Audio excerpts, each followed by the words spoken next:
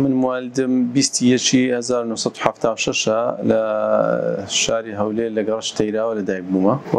قۆناغی سەرەتاییشم هە لە قوتابخانەی زانین کەەوە ئەوەی شارەزابی لە تەیراوە دەزانین لای نزیشی حەدیقەی کورد و عەرەبە. چوومە ئیعدادی ئەربیل. ئیعدادی ئەربیل مامۆستا سامی حەمید ئەو بەڕێوەبەرمان بوو، پیاوێکی باش و دنیا دیتە بوو و لە ئیعدادیە بەڕاستی دەستم بە کتێب خوێندنەوە کرد، بە تایبەتی ئەو کاتی تەیاری مارکسی زۆر بوو، بەرفراوان بوو، بەربڵاو بوو، لەگەڵ تەیاری نەتەوەی کەمێک، دواتر تەیاری دینی. ئەوە بوو ئەمە زیاتر لە کاتی مناقشەکاندا خۆم لەوە دیتەوەکەوە لەگەڵ خەڵکانی دیندار هاتوچۆ بکەم و کتێبی دینی بخوێنمەوە، کتێبی تەفسیر بخوێنمەوە، زیاتر ئاشنا بووم بە ئیسلام و زیاتر بە ئاینی ئیسلام و ئەو ئەرک و واجباتانێکەوە لەسەر شانی هەر موسڵمانێکدایە. لە ئیعدادیەوە زیاتر هەستم کردکەوە خۆم ببینمەوە، بخوێنمەوە و زیاتر شارەزای بابەتە فکریەکان بووم. خەڵکی ئێستا زۆر بە دوایی بەرژەوەندی کەوتووە، ڕەنگە کەمە، ئیمتیازە کەمە، پۆستێکی پێ پیشاندرابی ڕاستی وازی لە هەموو ئەو مەبادیئانی هینا. ئێمە لەو تەجروبەی ئەوە دەرچوو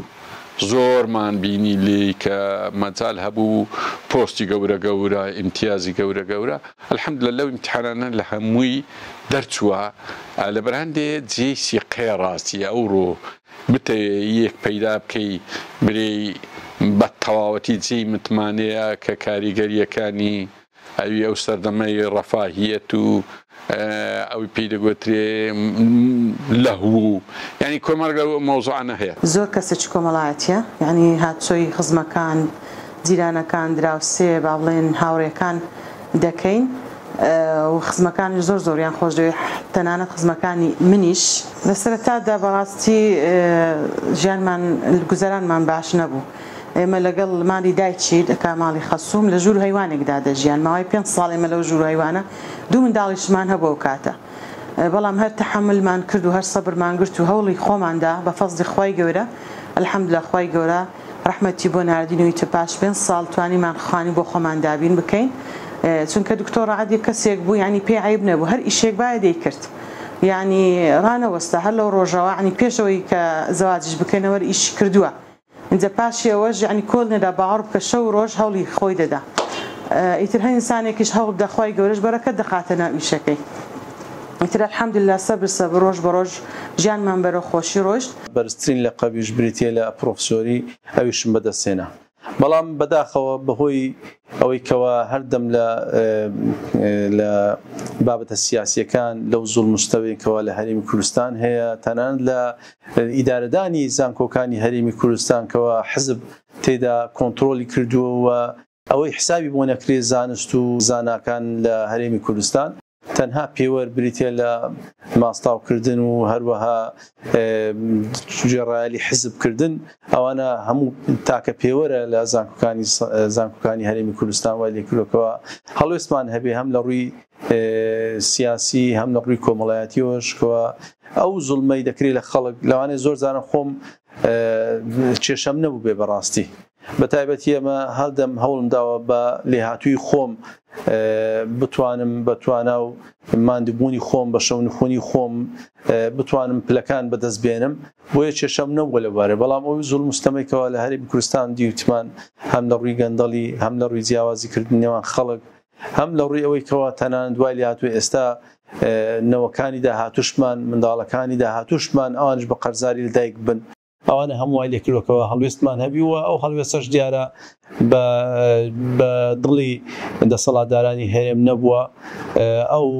کاتێک بەدڵیان نەبووە هەوڵیان داوەکەوە بە جێرەك لە زۆرەکان وا بکەمکەوە پاشگەز بمەوە لە هەڵوێستەکان، لە دەربڕینی هەڵوێستەکان. بەڵام کاتێک زانیتوانکەوە هیچ سوودی نەبووە، ئەو بووکەوە پەنایان بردەوە سزادانم. ئێستا ئەوەی کەوە ئێمە لە جامیعەی سەلاح الدین ئەو نزیکەی 11 ساڵە ناهڵ دەوام بکەم. دائما يعني متشجع زۆر زالەوانێ برادەر هاوڕێ خزم دراوسێ پێمیان گوتی بیکتۆلۆ لە پیاوەتە کە دەکەی لۆ ڕێگری لێ ناکەیەوە دەکات چێ منێتی پێ و نازەمەشتانە من هەر گوتیتم وەڵام من شانازی پێوە دەکەم لەبەرەوەی هەر کەسێک ئەگەر تێنەگا ئەو قسانە دەکا بڕوا بکە ئەوەی کە ئێستا دکتۆر ڕەعەت دەیکە ئەوە داوەکردنە چونکە خۆ داوەکردن بەزەوە نییە تو لەسەر مینبەر ڕاوەستی و چەند ئاەتێکی بۆ خەڵکی شەرحکەی و چەند حەدیسێکی بۆ ڕوون بکەی و لەوانەیە جاری وایە کەسەکە خۆی عەمەلیشی پێ نەکا بەڵام ئەو عەمەلەکەی پێشی قسەکردنەکەیەتی. کۆتایی 2023 لەگەڵ دکتۆر ڕەعەت پەیوەندی پێوە کردم وتی سەردانی بەغدا بکەین کە هینێک هەیە کەیسێک هەیە ئەمانەیە لەو کەیسا بەشداری بکەیت. دکتۆر ڕەعەت طبعا لە مەدرسەی ئاینی پەروەردە بە هەر خۆشی ڕوتبە عیلمیە گەورەکەی لە بەلاغەیە و شارەزایەکی زۆری بەلاغە و علومی قورئانە بەڵام زۆر شارەزای ئەوەشەکە لە ناحی مرۆڤایەتی فەرق نەکردن لە ئاینەکانی تر یعنی بە تەواوەتی وەکو بڕێت تێگەیشتووە لە ئەسلی دین کە ئەسلی دین ڕەفزی دینی ئەوانی تر نییە ڕەفزی مەزهەب و تایفەی تر نییە زۆر دوورە لەوانە یعنی ئەو عیلمیە گەورەی و شارەزاییەوی وەکو دیندارێک نەبیتە هۆی ئەوەی لە بەهیزلایەکیدا تەتەڕفکە ئەو وەکو پێویست ینی ئەو نقطەی ئێستا باز دەکەم ئەو پێی وایە ئاین دژی خەڵکی مخالفی ڕەئی یان مەسیحی یان یەهودی یان مەزهەبی تر نەهاتیا ئاین دژی ئەوانە نییە ئاین دژی تەنها و بە تەنها زاڵمانە ئەلەوەی دکتۆر ڕەعەت زۆر جوان ئەو نەسا ئاینی بەرجەستە کردیەکە ئەو تەرکیزی لەسەر دژایەتی زوڵم کردیەکە من پێم وایە دژایەتی زوڵم ئەو میقداری کە دژایەتی زوڵمی پێ دەکەی ئەو میقدارش دیاری دەکا ئیمانت چەندە ئەو دیکە ئەوە جۆرێکە لە داواکردن خی گەورە لە قورئانی پیرۆزدا پێمان دەفەرموێ المؤمنين والمؤمنات بعضهم أولياء بعض يأمرون بالمعروف وينهون عن المنكر ويقيمون الصلاة ويؤتون الزكاة يعني بيجوي باسي نويج وزكاة باسي أمر بتاكو ونهي كردين لخرابي كردي أو جديك أمر كردين بتاكي ونهي كردين لخرابة كواتا بوت أمن رجلي ليبكم نخير بعكسه وزور بشتيواني شيرك مش أنا زي شبي ودك لهم قناع كان جانم هم شخوم دي تولى بري خلق و هەردەم پاڵ پشت و پشتیوانی خەڵک بوومە داوا ڕەوەکانی خەڵک بوومە و پێم وە بووەکەوە ئەو خەڵکە پێویستی بەوەیەکەوە هەمومان پشتیوانی بین و نابی خۆمان لێ بە دوور بگرین وەکو ئەوەیەکەوە دەگوترێ هەندێک ڕۆشنبیر دەبێت خۆی لە کار و چاڵاچیە عملیەکان دوور بخاتەوە بە پێچەوانەوە من هەردەم لە ناو جەرگەی خۆپیشاندانەکان بوومە یان ئەوەیە وەکو پاڵ پشت و پشتیوان بەشدار بوومە یان ئەوەیە یەکێک بوومە لە ڕێکخەران و دامەزرێنەری ئەو جۆرە ناڕەزایەتێکەوە لە هەولێر ڕوویداوە ڕێک ئەسڵ ئاینەکەی گرتێکە لەگە زاڵم بە هیچ نەوەک ناگونجێکەوە تەوجیهێکی خوایی زۆر گەورەیە وەلا هەمووی گرنگتریش ئەوەیە لەگەر زیاتر لەگە ئەهلی فەقیر و هەژار و تەبەقەی زەحمەت چێش و پرۆلێتاریا و ئەوانە زیاتر گونجاوە نەک لەگە تەبەقەی کیباری فاسیدین و ئەوە ئەنی ئەوەش یەک لە ئەسڵەکانی هەم مەبادی ئینسانیەتە هەم مەبادی ئاینە بوێری و مەردایەتیەکەی چاونەترسیەکەی بەڕاستی زۆر معجبم بەو سیفەتەی کە تێدا هەیە و زۆر حەزیشم لێ منداڵەکانم وەکو ئەو بێر و چاونەترس و مەردەر بچن پیاوێکی بە مەبادی سابت لەسەر ڕێی خۆی جاروەیە تاڕادێک هەندە خەڵکەی ناویان لێنایە عینات بەڵام ئەم پێم وایە عینات لە مەبادێ و تەکەبور بەرامبەر فاسیدین و متەکەبیرین بەڕێی من دیاردەیەکی ئیجابیە وا باشە ئینسان ڕوحەمابی لە بینی خۆیان و لە بینی ناوخۆ بەڵام تونبی لەگەر زاڵم و ستەمکار و فاسید و جایلەکە کەجی زۆرش بەڕاستی گلەی لێ دەکردین ئێوە بۆ بەستەنها قسەتان هەیە بەستەنها هەڵوێستان هەیە ئێوە وایە کە ئەریگەرن لە ناو کۆمەلگا بەڵام پێویستە بستنە قۆناغێکی نوێ کاریگەری سیاسیتان هەبێ بتوان لە ڕێی بەغداوە خزمەتی زیاتر خەڵک بکەن و بۆچی دەستگای ستاندەرم هەڵبژارد چونکە پێم وابووکەوە لە تاکە دەستگایە کە سەربەخۆیە لە هەولێر توانێتی ڕوبەڕووی دەسەڵات بێتەوە و قەناعەتەکان و توێژنەوەکانی خۆی بەخشکات بێ ئەوەی کەوا سڵ بکاتەوە لە ترس لە دەسەڵاتداران و بەڕاستی دەستگای ستاندەر وەکو مەدرسەیەکە نەک بۆ من بۆ هەموو ئەو خەڵکانی کەوا لێی پەروەردە بوونە لێی نزیک بوونە و بەشدار بوونە لە کار و چاڵاکیەکانیان توانێتیان سوودی لێوەربگرن و سوود بە دەوروبەرەکەشی بگەێنێت. خۆی ئەوەی دکتۆر ڕائەد لە خەڵکی تر لێک زووا دەکاتەوە لە سێ-چوار تەوەرانە. یەکیان زۆر جار ئەمە باسیەوە دەکەین لەرەی زۆربەی سەرکردە و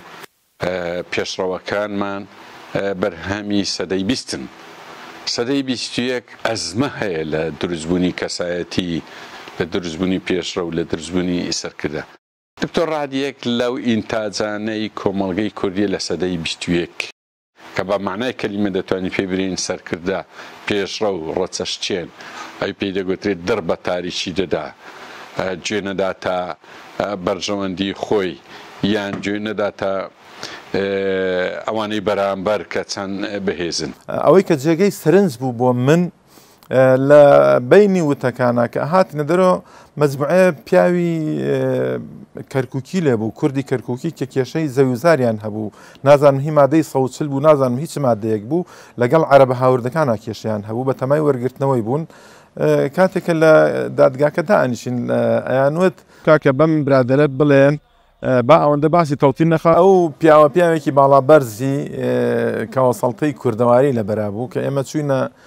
ئەچوینە دادگا هەموو جارێ هاتە دەرەوە ئەوت تکایە بەو پیاوە بڵێن با ئەوەندە باسی تەوتین نەکە، بە من چەند بەخوا 2-3 بە منی وتۆ بەخوای و کەیسەکەتان ڕێک ڕەفزەکرێت و دائەخرێ، بۆیە ئەو مۆزوعە باز نەکەن. ئێمەش بە تایبەتی سوور بووینە سەر ئەو مۆزوعە کە هەر تەوتین تەنها کێشەی موچەخۆرانی هەرێمی کوردستان چارەسەرەکە. بەڕاستی گرنگترین وێزەکانی ژیان دەتوان بڵێم قۆناغی بردننی سکاڵای موچەخۆرانی هەرێمی کوردستان بۆ دادگای فیدرالی بوو. ئێمە خۆتان ئاگدارن کەوە موچەخۆرانی هەرێمی کوردستان لە دوای 2014ەوە تووشی قەیرانێکی دارایی زۆر گەورە بوون، بۆی کەوە چەندین موچەیان لێخورا، چەندین موچیان بە لێبڕین پێدراوە، چەندین موچیان لێ پاشکەوت کرا. ئەوانە هەمووای کردکەوە بژێوی ژیانی موچەخۆران زۆر بە ئەستەم و زەحمەت بێت، نەک تەنها موچەخۆران بەڵکو کاسبکارانیش بازاڕەکەیان ڕابوەستێ، ئەوانش بەڕاستی زەرمەندی ڕاستە و خۆی نەهاتنی موچە بوون. ئێمە زۆر بیرمان کردەوەکەوە دەرچەیەک بۆ موچەخۆرانی هەرێمی کوردستان و کاسبکارانی هەرێمی کوردستان بدۆزینەوە. ئەو دوای بیرکردنەوە و ڕاوێژێکی زۆر لەگە خەڵک نەگەیشتنەوە قەناعەتێکەوە لە هەرێمی کوردستان هیچ دەرچەیەک نییە، چونکە لەبەرەوەی بەڕاستی دەسەڵاتدارانی هەرێمی کوردستان خۆیان سەرچاوی قەیرانەکەنە. ئەوە جگە لەوەی کەوە قەیرانی سیاسیان دروست کردبوو خەڵک ئازادی ڕادەربڕین نییە و خەڵک سزا دەدرێ بە چەندین ساڵ لە پێناوی کۆمنتێکدا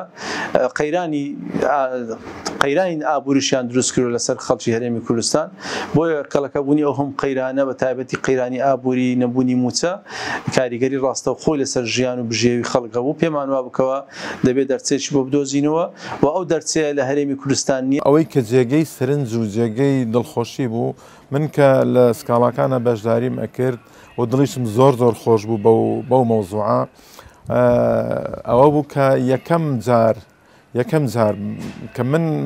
بابەتی تەوتینم گوێ لێ بوو لە ناو دادگای فیدراڵی لەسەر زمانی دکتۆر ڕائەد گوێم لێ بوو. بەڕاستی زۆریش بەلام و سیر بوو کە ئەم بابەتە یعنی شتێکی غەریب بوو بەلامەوە کە تەوتین بۆچی بەکار هات. دوای ئەوە کە بەکار هات ئەلحەمدولیلای تر هەموو تاکێکی کورد ئێستا ئەزانێت تەوتین چییە و هەموو مۆڤەفینی کوردستان ئەزانن تەوتین چییە. پاشان ئەو مەوزوعی تەوتینە ئەلحەمدولیلاوەی لێ هات کە ئێستا هەموو خەڵکی کوردستان ئاگادارن. ئەو بکەوە ئێمە دوای پرسوڕاوێژ توانیمان سکاڵای موچەخۆران بگەین بە دادگای فیدرالی و لە دادگای فیدرالی ئەو پرسە گرنگە بورژێنین. ئەوەی کەوا زۆر سەرنج بوو لەلایەن بەڕاستی سەیرم دەکرد نوێنەری حکوومەتی هەرێمی کوردستان و نوێنەری حکوومەتی عێراقی سوودانی هەمان قسەیان دەکرد، هەردوو لە یەکڕابوون بوون و یەک هەڵوێز بوون و یەک بڕیاریش بوون سەبارەت بە سزادانی موچەخۆرانی هەرێمی کوردستان بۆی کەوا دەیانگوت بە هیچ شێوەیەک یاسایی و دەستوری نییە موسە تەوتیم بکرێت لەلایەن حکوومەتی عێراقیەوە بۆ فەرمانبەرانی موچەخۆرانی هەرێمی کوردستان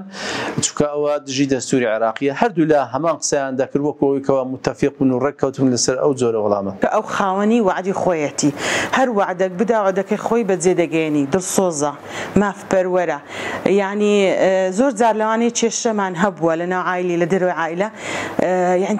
توانای ئەوەی هەیە کێشەکە بنبڕ بکە ئەویش بە چی بە ئیجتیهادکردن یان لە خۆیەوە قسەکە ناکە ئەو هەوڵی بۆ دەدا دەخوێنتەوە لەسەر جەر لە ڕووی لاسایی بی لە ڕووی کۆمەڵایەتی بی یعنی زاری وایە هەت دەست بینی دانیشتۆ شتە دەخوێنتەوە لە خۆیەوە بڕیا لەسەر شتەکاندیان نادا ماوەکانی ڕابردوو دەستگای ستاندار ئەو تیمەی کە بە سەرۆکایەتی دکتۆر ڕەعەت لە بەغداد بووە هاوشانی ئێمەوە ئێمەش هاوشانی ئەوان پێکەوە بووین بۆەوەی کە موچەی فەرمانبەران بەگشتیەوە مامۆسایان بە تایبەتی لە بەرداشتی نێوان حکوومەتی هەرێم و حکوومەتی ناوەن بێتە دەرەوە کە پێمان وایە ئەو دەستگایەوە ئەو تیمە کاری باشیان کرد و پێکەوە توانیمان تا ڕادێکیە جگار باش کۆمەڵێک بابەت بۆ سوودی فەرمانبەرانی هەرێمی کوردستان یەکلایی بێتەوە کە گرنگترینیان بابەتی موچەکانیان بوو زۆرتر ئێمە گلەی لە مامۆستایانی زانکۆ دەکەین دەرین وەکو پێستیان نییە ڕاستیەکەی دەبوا بیانی ئەو گلەیە لە ناو خەڵکی کوردستان هەیە دکتۆر ڕەعەت پلەی پرۆفیسۆرە و پێگەی گەورە گەورەی ڕوتبەی عیلمی بە قووەتی هەبووە ئەگە بە دوای بەرژەوەندی خۆی وەکو باقی ئەوانی تر کە تابایە ڕاستیەکەی مەجال هەبوو زۆر کە داهات و خۆشگوزرانی و ئەوە چی زۆر لە بۆ خۆی پەیدا بکە ئەوەی هەڵ نەبژاردە ڕێیەکی هەڵبژاردێ کە زەرەر و زیانی لە بۆ لە قەبە عیلمیەکانی لە بۆ مستەقبەلی عیلمی لە بۆ مستەقبەلی مالی و ئەو پێدەگوترێ ئیمتیازات هەبووە زۆر زەرەری لە خۆیدایە هاتی ئەو ڕێبازەی هەڵبژاردی وە سووریشە لەسەر کا ڕێبازەک هەڵ دەبژێری بەڕاستی زۆر سووری یعنی ئەوە دەکرێت برین نمونەیەکی جوانە لە ناو فەزای ئەکادیمی ینی ئەگەر یەک کاکە ئەکادیمیەکان هیچیان نەکرێت ئێمە نمونەیەکیان پێ بچاندێنێک لەوانە دکتۆر ڕادە و ماچماچ تریش هەنە یعنی ئەگە کەمیش بن بەڵام نمونەن لە ناو ئەوانە ئێمە سەردانەکانمان بۆ شاری بەغداد بەڕاستی جێگەی سەرنج و جێگەی تێڕامان بوو کە ئەچوین چونکە زۆرێک لە خەڵکی کوردستان لە زەمیلەکانی خۆمان لە شوێنی کارکردنمان لە ناوەندەکانی خوێندن لە خزم و کەسوکارەکانیشمان لە هەندێ ناسرا و ڕەفیق پیان ئەوتون کاکە ئێوە شوێن کڵاوی بابردوو کەوتون ئێوە وا مەکەن چونکە هیچتان بۆ ناکرێت هیچ بەرهەمێکی نیە ئەم کارێ ئێوە ئێمەش بەڕاستی کۆڵنەدان دروشممان بوو هەتا ئەگەینە ئەنجامێک و نەتیجەکەی بە تەواوەتی دەرەچێ بەڵام سوپاس بۆ خۆی ئەمە دوای چەندین دادبینی و ئامادەکردنی لایحە ئەو لایحەکردن ئامادەکردانش بەڕاستی کاتێکی زۆری دەویست و خیبرە و ئەزمونێکی زۆری دەویست هەرچەندە من وەکو پسپۆری یاسانە بوو بەڵام ئەو وای لێکردبووم کەوا زیاتر خەمخۆری بابەتەکە بووم و زیاتر بابەت بخوێنمەوە سەبارەت بە بڕیارەکانی دادگای فیدرالی لەوانەیە من هەتا کاتی دەرچوونی بڕیارەکەی دادگای فیدرالی لەوان نزیکەی 100 بڕیاری دادگای فیدرالی بخوێن بێتەوە بێجگە لە چەندین جار خوێندنەوەی دەستور و یاسا پەیوەنددارەکان یاسای بودجە بوو یاسای ئیدارەی مالی بوو یاسای دیوانی چاودێری و یاسای وەزارەتی دارایی بوو یاساکانی هەرێمی کوردستان بوو ڕێنمایەکان بوو ئەوانە بکەوە من ناچارمەوانە هەموو بخوێنمەوە نەک جارێک چەندین جار بخوێنەوە بۆ ئیکەوە شتێکی بچووچ لێ بدۆزینەوە بتوانین مووقفی موچەخۆرانی هەرێمی کوردستان بەهێز بکەین بۆ توانین بڕیارێکی وا دەربچێکەوە موچەخۆران سوودی لێبینەوە بوو سپاس بۆخوا دوای ئەو هەموو دادبینیانە بڕیاری دادگای فیدرالی بە تەوتینی موچەی فەرمانبەرانی هەرێمی کوردستان دەرچوو کە ئەچوین بۆ بەغداد زۆر جاروامانە کرد کە هێشتا لە سلێمانی بووین پۆستمان ئەکرد ئەماندوو ئێستا لە بەغاوە ڕسمماندانا ئەمانوو ئێستا لە بەغین لەبەر ئەوەی هەندێک جار ترسمان هەبوو کە لە سەیتەڕەکان ڕێگەمان لێ بگیرێ ینی بەس جۆرێکی وا وەکو ئیشەکەمان نەکرد کە وەکو خەباتی ژێرزەمینی بوو بەڕاستی لەبەرەوەی هەموو خەرجەکە لە سەرشانی خۆمان بوو ناچار بووین ئێمە بەشەو بەڕێ بکەوین بۆی بە ڕۆژەکە لە بەغدا بین و لە دادگای فیدرالی بین و بچینە دادبینیەکان و دواتر هەمان ڕۆژ لە دوای دادبینی بگەڕێینەوە هەرچەندە لە پێش دادبینی و دوای دادبینیش دەسەڵاتدارانی هەرێمی کوردستان زۆر دژایەتی تەوتینیان دەکردووە تا ئێستاش دژایەتی تەوتین دەکەن بۆی کەوا دەیانێت وەک خۆی جێبەجێ نەکرێت کاتی دەچوینە دادگای فیدرالی دوو جۆرە فشارمان لەسەر بوو فشارێکیان ئەو ئیعلامە ڕاستەوخۆ و ناڕاستەوخۆ سێبەرەکانی دەسەڵاتکەوە هەردەم دژایەتی ئێمەیان دەکرد و ناو ناتۆرەی ناشرینیان لێدەناینکەوە ئێمە پەنامە بردوتە بەر دادگای فیدرالی بۆ چارەسەرکردنی موچەی فەرمانبەرانی هەرێمی کوردستان و جۆرێک لە ناڕەحەتیەکیشمان هەبووکەوە ئێمە لە هەولێرە دەچین بۆ بەغدا و ئەو کاتی ڕێگەکە زۆر ناخۆش و خەتەریش بوو بەڕاستی ئێمە چەندین جار ڕوبەڕووی ڕووداوی هاتوچۆی زۆر خراپ بووینەوە بەڵام سوپاس بۆخوا لی دەرباز بووین و نەگەیشتە حاڵەتێکی مەترسیدار لەبەرەوەی ڕێگاکە زۆر خراپ بوو کۆمەڵێک سیفات هەیە لە دکتۆر ڕعدی لەو سەردەمەی زۆر بەدەگمەن دەست دەکەی لەبەر هەندێ وایە جێی سیقەی خەڵکی دڵسۆزی کوردستان بەرژەوەندی خۆشی لە خوار هەموو بەرژەوەندیەکاندانایە زیاتر ئێمە تەرکیزمان لەسەر خزمەتکردنی خەڵکە و دابینکردنی موچەی خەڵکە و دابینکردنی بودجەی هەرێمی کوردستانە و ئەوەش بێگومان بەتەنیا ناکرێ بەڵام گرنگەوەیەکەوە ئێمە پرۆژەمان هەمێ ڕوئیەمان هەبێ و جۆرە بیرکردنەوەیشی تایبەتیمان هەبێ بەوەیکەوە لە ڕێگەی عێراقەوە بتوانین خزمەت بە خەڵک بکەین و لە ڕێگەی عێراقەوە بتوانین فشار بکەینە سەر دەسەڵاتدارانی هەرێم بۆ ئەوی ڕێگە چەوتەکەی خۆیان کەواگرتیانە بەرەسەن ساڵ زۆر مستەم لە خەڵک دەکەن و ناحەقی دەکەن و نادادی دەکەن و موچەی خەڵک دەبڕن بە ناحەقی ئێمە بتوانین لە ڕێی بەغداوە فشاری ڕاستەوخۆیان بخەینە سەر و کاریگەری خۆشی دەبێ و من پێم وایە کەوا 4 ساڵی داهاتوو ئینشاڵڵا ئەگەر سەرکەوتوین دەتوانین قۆناغێکی نوێ تۆمارکەین بۆ خەڵکی هەرێمی کوردستان بەلای کەمی موچە نەبێتە هەواڵ بەلای کەمی بودجە بەکاربێنرێت بۆ خزمەتی خەڵک و خەڵک دابمەزرێ ئەو گەنجانێکەوە نزیکەی ساڵانە 30,000 تا 40,000 گەنج ساڵانە تەقەڕوز دەکەن دەردەچن لە زانکۆ پەیمانکانی هەرێمی کوردستان بێکار دەمێنن هەلی کاریان بەدەست ناکەوێ ئێمە بتوانین لە ڕێگەی عێراقەوە هەلی کاریان بۆ دروستکەین و دامەزراندنەکان دیسان دەست پێ بکاتەوە و تەنانەت نەوت و بنزین و غازیش وەکو عێراق هەم بە نرخەکەی هەم دابین بکرێت ئاسایی بێت و نەبێتە چێشە و قەیران ئەوانە هەموو لە بەرنامەماندایە بۆ 4 ساڵی داهاتوو کاری لەسەر بکەین ئینشاڵڵا ئێستا کەسێک کە وەکو چۆن سەرۆکایەتی تیمەکەی ئەکرد جەنابی دکتۆر ڕعد ئێستا لە بازنەی هەولێر کاندیدا هەر بە ناوی لیستی تەوتینەوە کاندیدا هیواداری ئینشاڵڵا بۆ خەڵکی هەرێمی کوردستان و بۆ موچەخۆرانی هەرێمی کوردستان و بۆ بەش مەینەتانی هەرێمی کوردستان بۆ زوڵم لێکراوانی هەرێمی کوردستان کە 35 ساڵە نزیکی 35 ساڵە ئەم دوو دەسەڵاتە یەکێتی و پارتی زوڵم لە خەڵکی خۆیان ئەکەن لە دەسەڵاتی خۆیان بەکار ئەهێنن بۆ زدی خەڵکی خۆیان هیواداری ئینشاڵڵا بە تەماین خەڵکی هەولێر و بازنەی هەولێر دەنگ بدەن بە کاک دکتۆر ڕعد بە پشتیوانی خوای گەورە ئینشاڵڵا لە ڕاستیدا بێ و شاهیدا بۆ مێژووە بۆ خوابین کە دکتۆر ڕعد و تیمەکەی دەورێکی کاریگەری گەورەیان هەبوو لە بەغداد بۆ جێبەجێکردنی بڕیارەکانی دادگای فیدرالی بەڵام ئەمە کافی نییە و ئەبێت خەڵکی هەولێر و کۆمەڵانی خەڵکی کوردستان بەگشتی چاویان لەوە بێ کە بۆ پەرلەمانی عێراق خەڵکانی بوێر خەڵکانی خاون ویژدان و خەڵکانی زمانزان و بە ئەزمون بگەین ئەوێ بۆ ئەوەی کە درێژە پێدەری ئەو بڕیارانە بێ کە دادگای فیدرالی لە مەسلحەتی هاوڵاتیانی هەرێمی کوردستان بەگشتی و موچەخۆران بە تایبەتی دای و ئێمە دڵنیاین کە خەڵکی هەرێمی کوردستان بەگشتی و هەولێر بە تایبەتی خاوەن ئەخلاق و ئەدەب و ڕەوشت و احترام و بە ئەمە گەبن بەرامبەر هەموو ئەو کەسانی کە لە ماوەکانی ڕابردوودا لە پێناوی قوتی خۆیان و ماڵ و مناڵیان هەوڵیان داوە پشت بەخوای گەورە ئەو کەسانە ئەنێرنە بەغداد بۆەوەی کە شەڕی مافەکانیان بکات. دوا قۆناغی وەزگەی ژیانم دەتوانم بڵێم باسی کەم ئەویش پرۆژەی چوونە بەغدایە و بەشداری لە هەڵبژاردنەکانی پەرلەمانی عێراقا بۆ 11/11/2025 ئەویش دوای بەڕاستی بیرکردنەوەیشی زۆر هات بۆی کەوە تەنها وەکو کەسێکی ئاسایی ئێمە توانیمان ئەو فشارە بکەین و توانیمان بڕیاری تەوتین لە دادگای فیدرالی دەربچوێنین. پێویستمان بۆی هەیەکەوە